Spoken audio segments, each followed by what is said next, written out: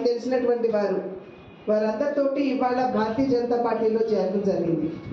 రవికృష్ణ గారు ఇంతకు ముందు నుండి కూడా, అంటే వారు ఉంటున్నది విదేశాల్లో అయినప్పటికీ స్థానికంగా వారు అనేక సేవా కార్యక్రమాలు చేయడం జరిగింది.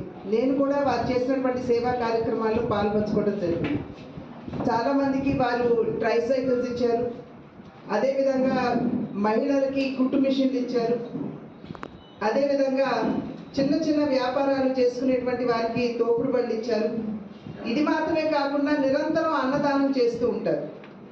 కనుక అంతటి ఒక సామాజిక స్ఫూర్తి కలిగినటువంటి ఒక నాయకుడు ఇవాళ భారతీయ జనతా పార్టీలో చేరటం అన్నది మేమందరం కూడా స్వాగతిస్తున్నటువంటి విషయం.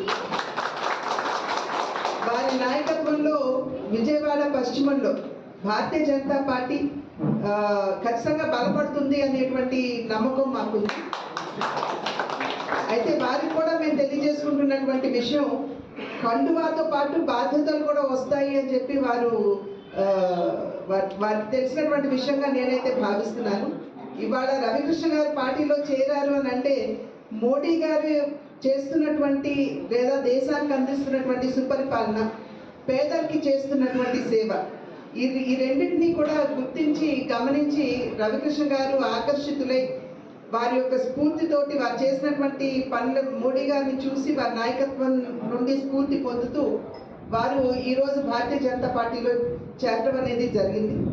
ఇవాళ వారి మాధ్యమంగా కూడా నరేంద్ర మోడీ గారు దేశానికి, అదేవిధంగా రాష్ట్రానికి, సమాజంలో ఉన్నటువంటి అన్ని వర్గాల వారికి వారు చేస్తున్నటువంటి సేవ ఏదైతే ఉందో దాన్ని ప్రజల్లోకి విస్తృతంగా తీసుకెళ్ళవలసినటువంటి బాధ్యత కూడా ఇవాళ రవికృష్ణ గారి మీద ఉన్నది. వారు స్నేహితులు ఎవరైతే చేరారో పార్టీలో వారి మీద కూడా ఉన్నది అని చెప్పి తెలియజేస్తూ, ఖచ్చితంగా వారి సేవలు పార్టీ వినియోగించుకుంటుంది. వారి బాధ్యతగా కూడా పార్టీకి అంకిత భావంతో వారు పనిచేయాలని చెప్పి విశ్వసిస్తూ వారిని ఆహ్వానిస్తూ వారికి హృదయపూర్వక అభినందనలు నేను తెలియజేస్తున్నాను. వారి జాయినింగ్ ఉద్దేశించి వారిని కొన్ని మాటలు మాట్లాడవలసిందిగా కోరుతా ఉన్నాను. అందరికీ నమస్కారం అండి. 500 సంవత్సరాల భారతీయుల హిందువుల నిరీక్షణ అయిన అయోధ్య రామ మందిరం నిర్మించి భారతదేశాన్ని